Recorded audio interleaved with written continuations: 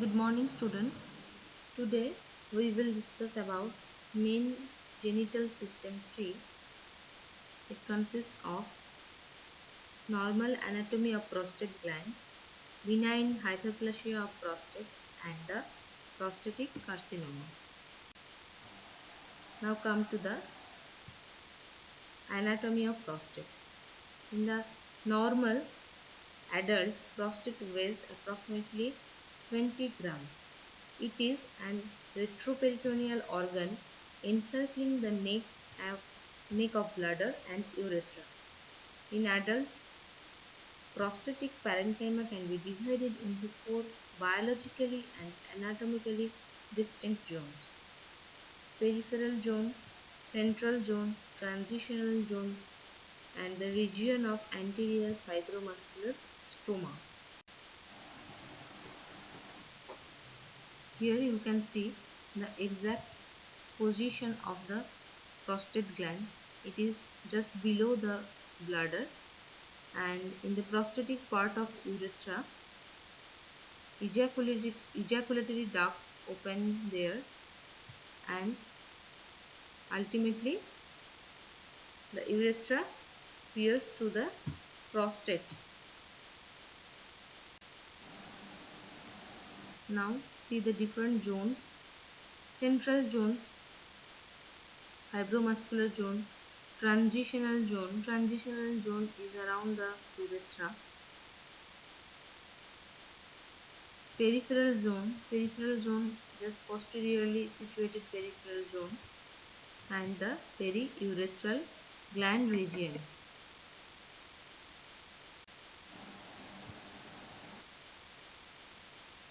As the different zones have the different significance in respect of different diseases, most hyperplasia arise in the transitional zone. Most carcinomas originate in the peripheral zone, and the histology of the normal prostate gland. The prostate gland composed of glands lined by two layers of cells. One is basal, low cuboidal cell covered by columnar secretory cells. In places there are papillary infolding of epithelium. These glands are separated by fibromuscular stroma. Testicular androgen control the growth and survival of the prostatic cell. So this gland is an organ. This organ is composed of glandular and the fibromuscular component.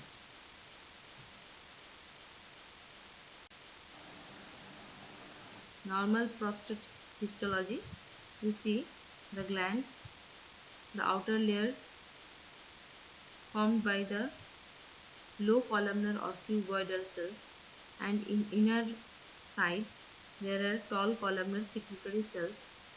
Secretion present within the gland is also called corpora amylacea, and the stroma is fibromuscular. So this is a fibromusculoglandular structure.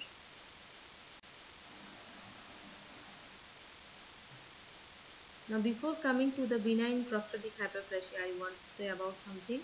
The prostatitis. It is a disease. You know, itis means inflammation. In prostatitis is the inflammation of the prostate. It may be acute, it may be chronic, and the prostate specific antigen, which I will tell you in detail about the prostate specific antigen. The prostate specific antigen is also increased in case of prostatitis. And now come to the benign prostatic hyperplasia or the nodular hyperplasia of prostate. It is common disorder after the age of 50 years. Hyperplasia of the prostatic stroma and glands both resulting in large discrete nodule in periurethral region of prostate. So the BHP occurs in the inner aspect of the prostate. It is surrounding the urethra. Whereas I will discuss about the prostatic carcinoma which occurs peripherally of the organ. Now in BHP, when sufficiently large, they compress the urethral canal, as because they are surrounding the urethral canal, they compress the urethral canal, and early urinary manifestations occur in case of BHP, where in case of prostatic carcinoma, the urinary symptoms arise late in the disease. But in case of benign prostatic hyperplasia, as the nodules arise surrounding the urethra and compress the urethral canal, so the urinary symptoms appear earlier. You see, the first one is the normal prostate, through which urethra goes downwards. But in case of benign hyperplasia of prostate, you see, the nodule arises around the prostatic urethra, compressing the urethra, causing urinary symptoms.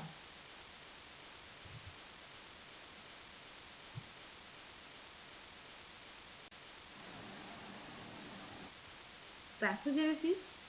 The main component of hyperplasia is impaired cell death. Process of BHP is androgen dependent. 90% of prostatic androgen is dihydrotestosterone or DHT. It is produced from the testosterone with the help of type 2 5-alpha reductase.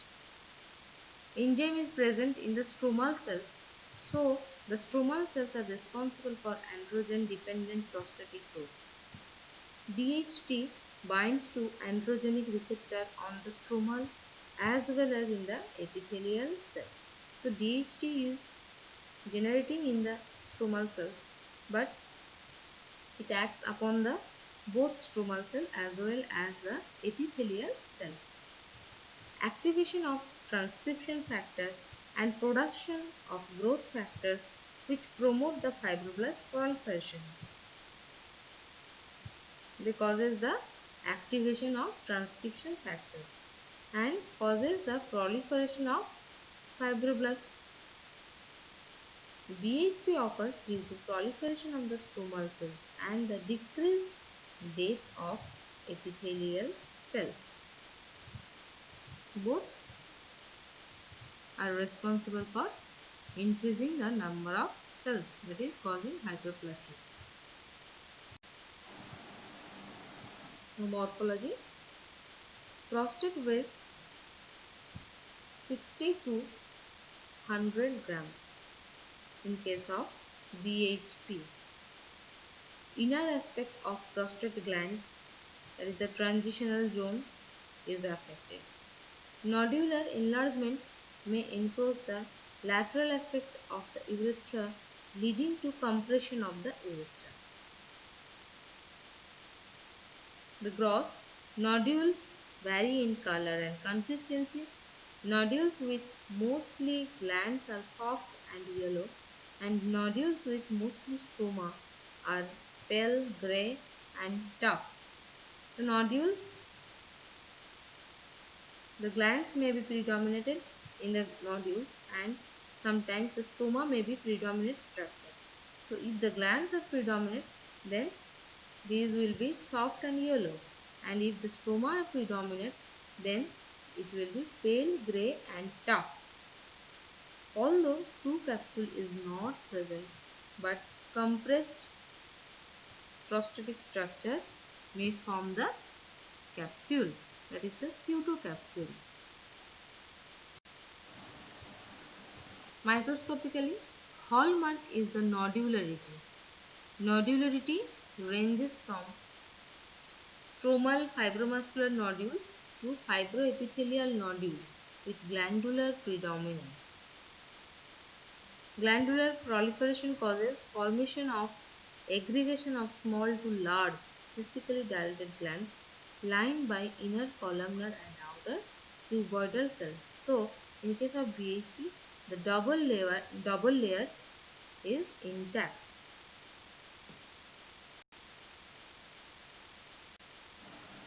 Now you see the macroscopically nodules are present. These are more or less whitish and tough. And in case of microscopy, these nodules show the proliferation of glands. The glands are of two layers and also presence of fibromuscular stroma. So this nodularity is very important in case of BHP. See the structure of BHP. The gland proliferated, stroma is also proliferation. Stromal proliferation is also present, and the double layer of the gland is intact. Now the clinical features and diagnosis. The urinary outflow obstruction is the main important presenting feature due to urethral obstruction, bladder hypertrophy, distension of bladder, and urinary retention. So obstruction leads to bladder hypertrophy, distension, and the urinary retention, and ultimately leads to urinary tract infection.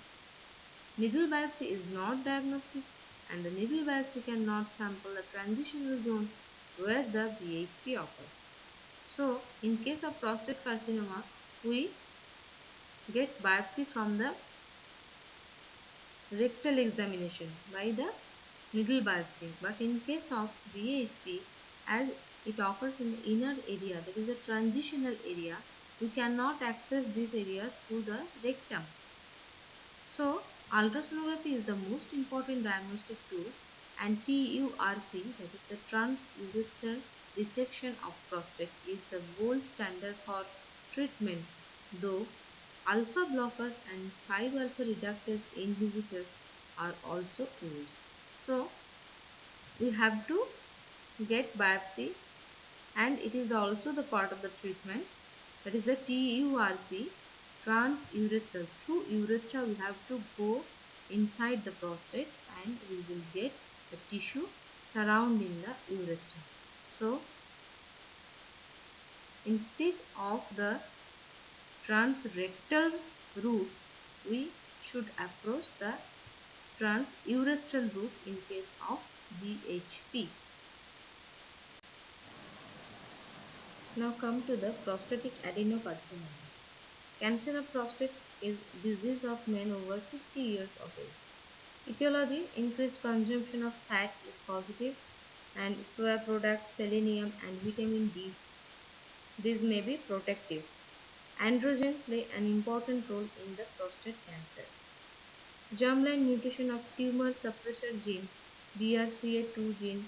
Other genes are GSTP1, P10, RV gene, P16 INK4A, MLH, etc.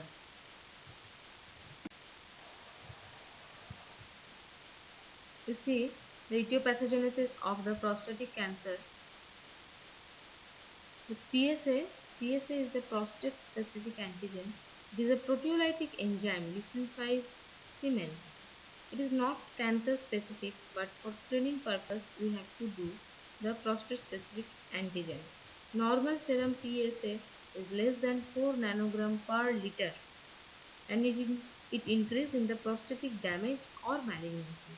As I have told previously, even in prostatitis, the PSA is increased. Lower in non-malignant but significant overlap is there. Now the pathogenesis, the dysplasia arises within the gland, then leads to prostatic intraepithelial neoplasia, that is the PIN, and ultimately causes the invasive or metastatic prostatic adenocarcinoma. Now PIN, that is the prostatic intraepithelial neoplasia. PIN consists of architecturally normal prostate acini lined by cytologically atypical cells. There are two types of or two grade of PIN. One is low grade PIN, another is high grade PIN. In cytology, nuclei enlarge and pleomorphic in case of low grade, enlarge and pleomorphic in case of high grade also. Chromatin is normal in case of low grade, but increased density and clumping may be present in case of high grade. Nucleoli rarely prominent in low grade, frequently large, prominent and multiple in case of high grade. Architecture, the epithelial cell crowding occurs in case of low grade, and stratification, irregular spacing occurs in case of low grade. In case of high grade, more crowding and stratification occurs. Four patterns may be present, that is tufting, cribriform pattern, micropapillary pattern, flat pattern, etc. Basal layer intact in case of low grade, and basal layer may show patchy disruption in case of high grade PIN, but basement membrane is intact in both of the PIN. There are many evidence that PIN transforms to cancer. Both cancer and PIN predominate in the peripheral zone. PIN is more frequently associated with the prostate containing carcinoma in comparison with the normal prostate. So where we can see the prostatic carcinoma surrounding that area, mostly we can get the PIN. PIN is also seen in close proximity with the invasive cancer. So it can be said that the PIN is the precursor of the prostatic carcinoma. The morphology of the prostate carcinoma, 70% arise from the peripheral zone of the gland, classically in the posterior region. Classically in posterior region, where it can be palpable by rectal examination. Characteristically, the neoplastic tissue is gritty and firm.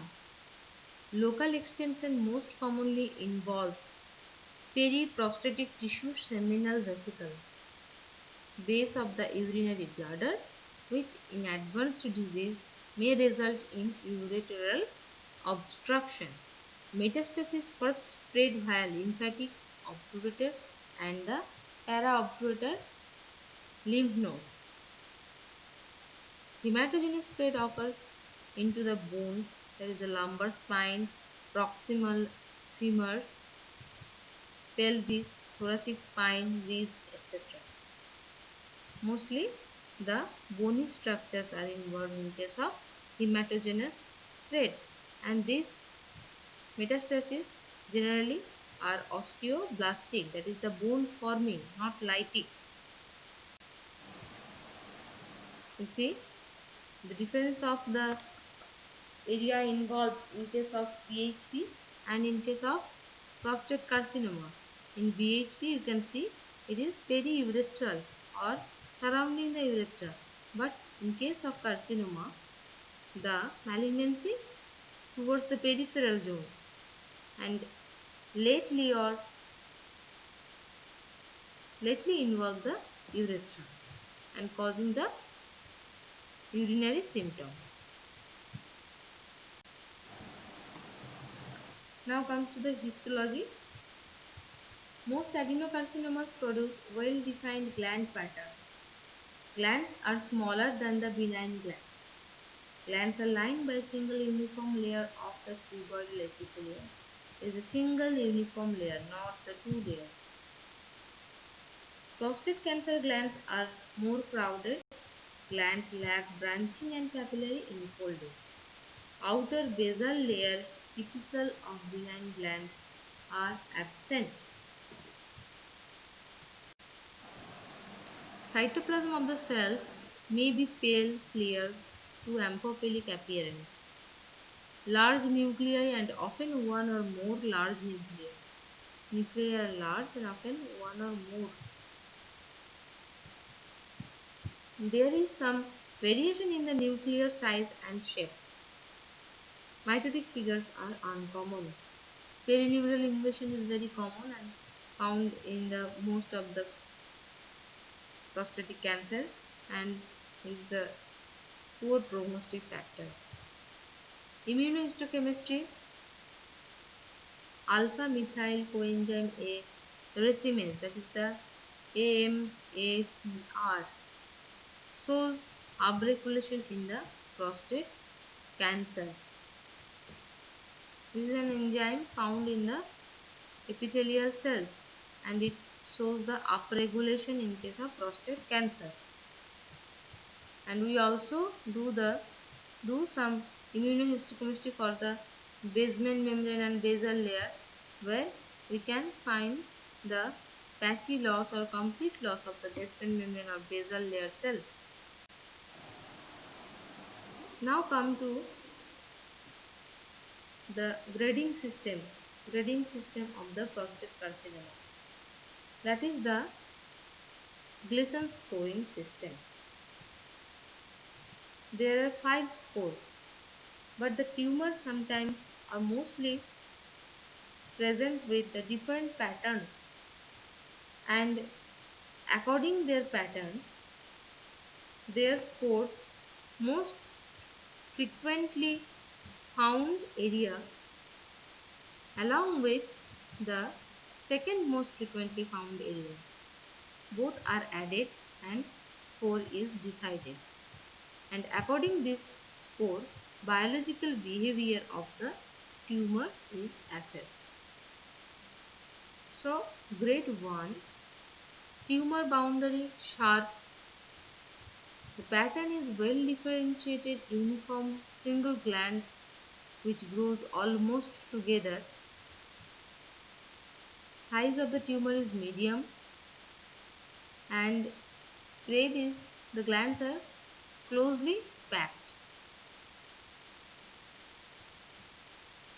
Grade 2, less well circumscribed tumor.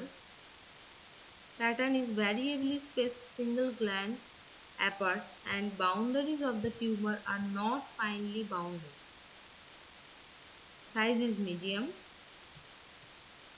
Up to 1 gland diameter apart the glands are situated. The grade 3, that is well circumscribed tumor mass. Pattern is single, separate, round, irregular or enlarged masses with cibriform or papillary pattern. The size is small to large, loosely packed with well-defined margin. The pictures are along with the score given. The grade 4, architecture lost, fused gland tumor mostly consists of pale cells. Small or medium sized cells are there. No individual or separated gland. Now the grade 5, the minimal glandular differentiation occurs. Mostly they are present in the diffuse pattern. The pattern is comedocarcinoma tumor and pods, solid state with no acinar formation. Size is small, diffusely infiltrating prostatic stroma. So these are the grades 1 to 5, the Gleason's grade. See, the Gleason's grade 5 cancer is diagnosed when single cancer cells are present throughout the stroma. Most tumors contain more than one pattern. Primary pattern, that is the dominant pattern, and next is the secondary pattern, which is the second most frequent pattern. 2 numeric grade is then added and obtain a combined Gleason score. Then for example, if the dominant pattern is 3 and the secondary grade is 4, then the Gleason score is 3 plus 4 is the 7. Now the Gleason scores are often combined into groups with similar biological behavior. Minimum score must be 2, so 1 plus 1 2, and the maximum score may be 10, that is 5 plus 5 10. Now 2, 3, 4, these are the well differentiated cancers. 5, 6 intermediate grade tumor, 7 moderate to poorly differentiated tumor, and 8, 9, 10 is the high grade tumor.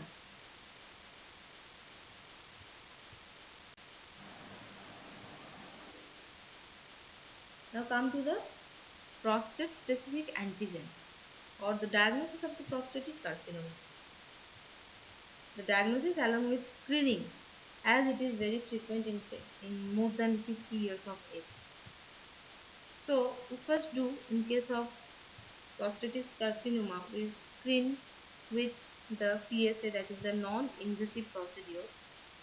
First we generally for any investigation we do non-invasive procedures like blood investigations or the radiological investigations. But in case of prostate specific antigen, it is the protein that is produced by the cells of the prostate gland and enters the bloodstream.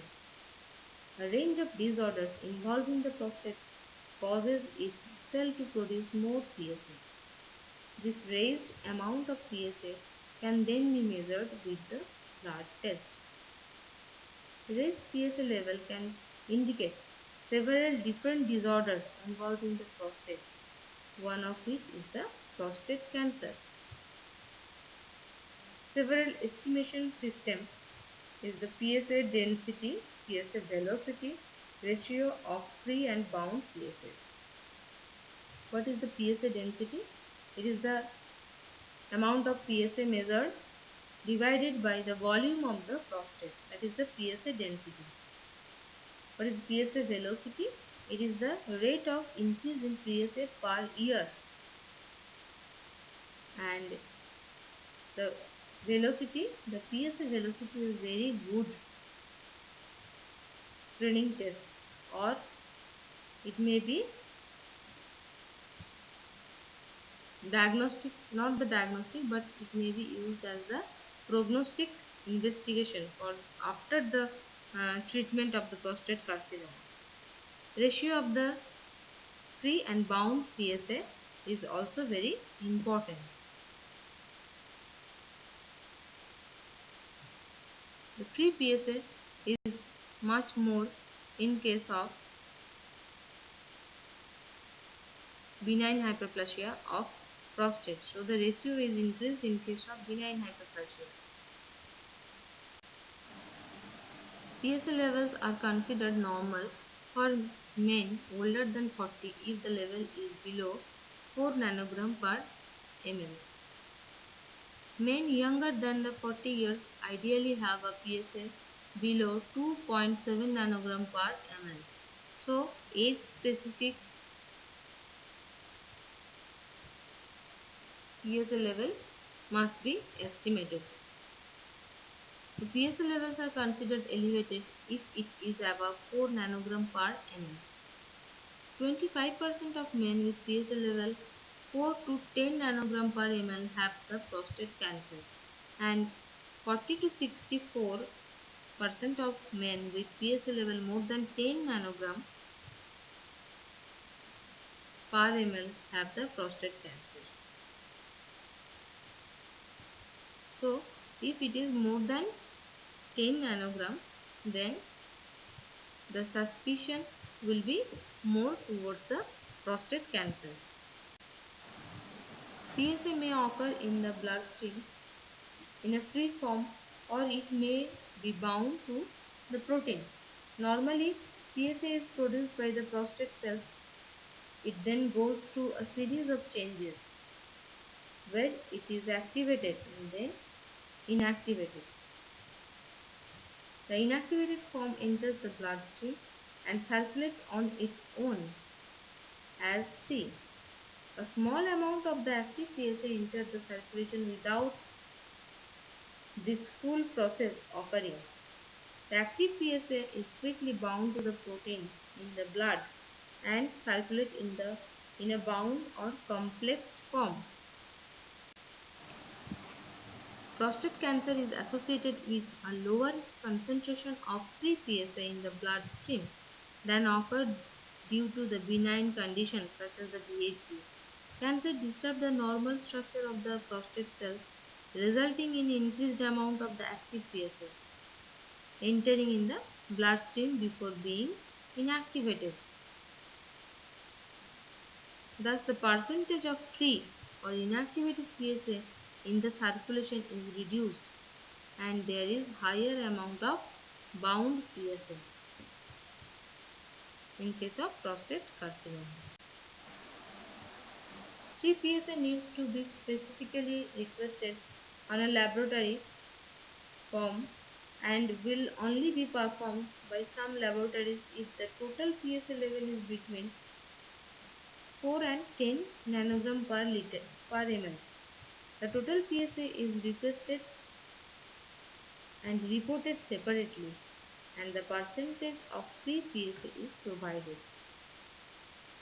Many laboratories report that for total PSA level 4 to 10 nanogram ml and if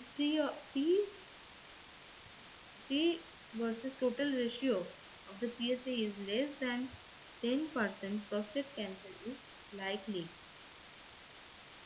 At more than 25% free is to total PSA ratio, VHP is more likely.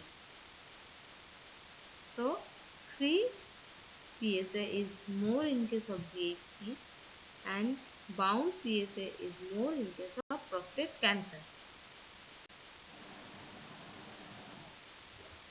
Now the prostatic biopsy. For diagnosis of the prostate cancer, we must do the biopsy and indication: men with abnormal digital rectal examination, elevated PSA more than 4 nanogram per ml, PSA velocity, that is the rate of change of PSA, is more than 0.4 to 0.75 nanogram per ml per year. Repeat biopsy 3 to 12 months later who were diagnosed with high-grade prostatic intraepithelial neoplasia or atypia. Patient with metastatic adenocarcinoma with unknown primary. So these are the indication of doing transrectal ultrasound guided prostatic biopsy. You see the route of entry of the biopsy needle.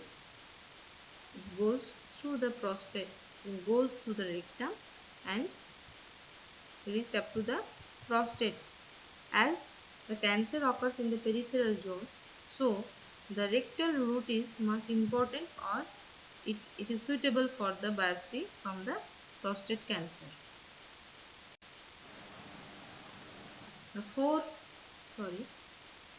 12-core systemic transrectal biopsy is taken. Transitional zone 4 from the transitional zone, peripheral zone 6 and apex 2 core biopsies are taken. So total 12 biopsies are taken. You see the long and slender biopsy from the prostate showing the irregular glands mostly lined by the single layer of cells and closely packed glands are there. So this is the diagnosis of prostatic carcinoma.